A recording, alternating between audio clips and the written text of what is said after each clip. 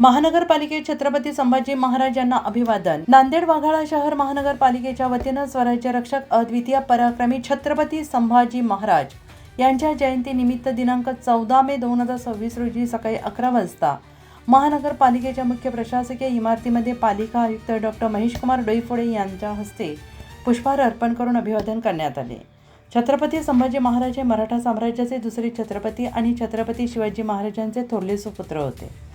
आपल्या अद्वितीय शौर्याने, अफाट युद्ध कौशल्याने आणि स्वराज्यासाठी दिलेल्या सर्वोच्च बलिदानामुळे त्यांना इतिहासामध्ये धर्मवीर आणि स्वराज्य रक्षक म्हणून ओळखले जाते।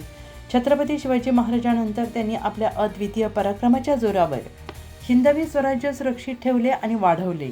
या प्रसंगी महानगरपालिकेचे अतिरिक्त आयुक्त गिरीश कदम, अतिरिक्त आयुक्त निलेश सुंकेवार, माजी सभापती किशोर भवरे, उपायुक्त अभिजित वायकोस, उपायुक्त अजितपाल सिंह संधू, उपायुक्त नितीन गाडवे, लेखा आणि वित्त अधिकारी धनराज पांडे, शहर अभियंता सुमंत पाटील, सहाय्यक आयुक्त गुलाम सादिक, सहाय्यक आयुक्त मनीषा नरसाळे, क्षेत्रीय अधिकारी रमेश चौरे यांच्यासह पालिकेचे कर्मचारी मोठ्या संख्येने उपस्थित होते।